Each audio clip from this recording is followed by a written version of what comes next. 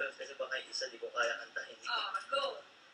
Yung nga, Harana kay Porokin Edgar o kaya Yung team We song could- mo ng Ariana. Uy, wala ka doon! Wag mo na. O kaya We Could Happen ng Angel Rafael. Sige, ano yung kumantayin mong isa? Which one's Dalawa lang, siguro, yung We Could Happen. by Sige, Angel game. 3, 2, 1, go. I hold the door, please come in and just sit here for a while. This is my way of telling you I need you in my life. It's so cold without your touch. I've been dreaming way too much. Can we just turn this reality? I've been thinking about you lately. Maybe you could save me from this crazy world we live in. And I know we could have it, 'cause you know that I've been feeling you. I know you want me to.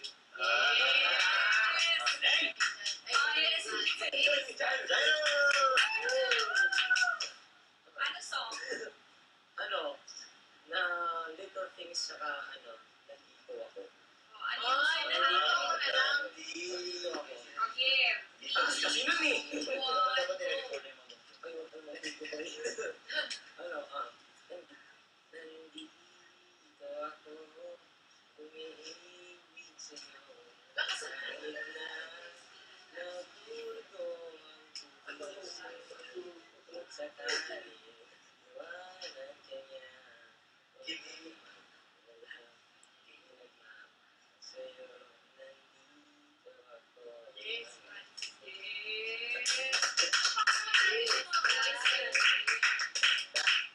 At ang next para sa inyo na talent na ipapakita nyo, kung isasayaw mo daw ang feelings mo for the person you like, the person ko paano mo daw ito sasayaw? Jai. Jai ko na mo. Chacha ka na lang. For the person you like, Harlem Shake ka. Para i-reflex yung nararamdaman mo para doon sa tao. Ano?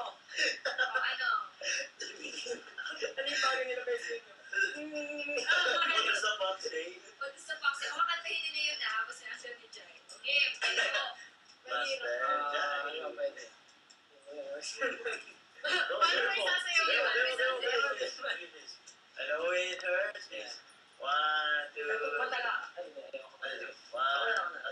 Kasi isa tayo mo. 1, 2, 3, go. I know it hurts. I'll be the first to say that I was wrong. Joke pa yan, Jai. Joke pa yan? Last mo na yan. Marami alam yun. Si Francis magaling.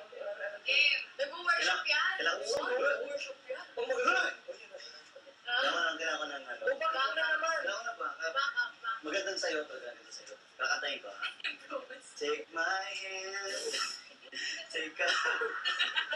From yun eh, di ba pang from? Natali mo naman isa na. Bumikas.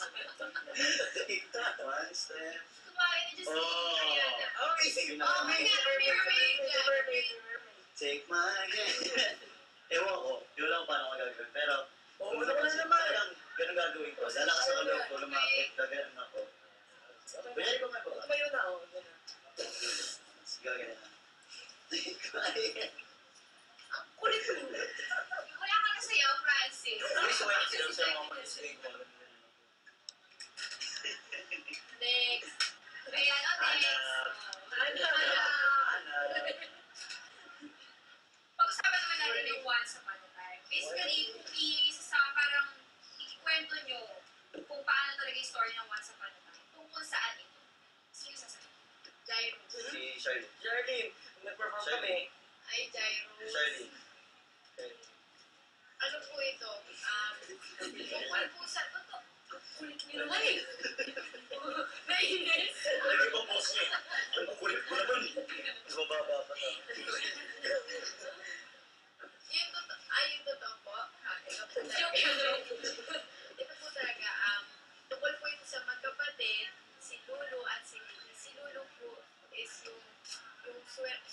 siya kasi na pinanganak po siya sa size po natin. Si Lily po, 10 inches lang.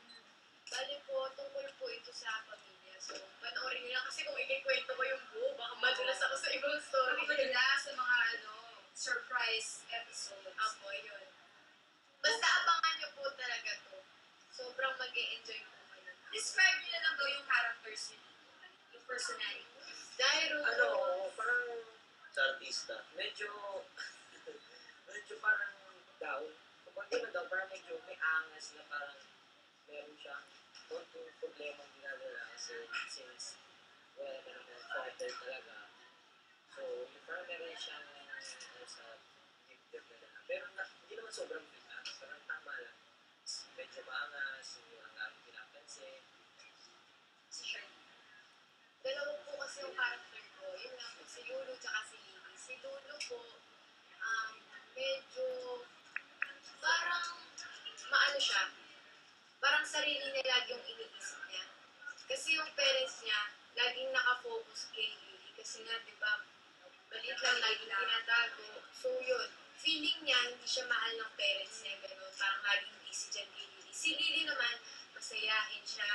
Ayan, mahilig magluto. Yun. Si Francis. Si Adrian, ano siya, parang well-rounded person, guy. Close siya sa kapatid niya na maliit. May malaki siyang crush kay Lulu. And sinusubukan niya i-reach out yung stepbrother niya, si Harvey. Harvey, yeah. So yan, yun po.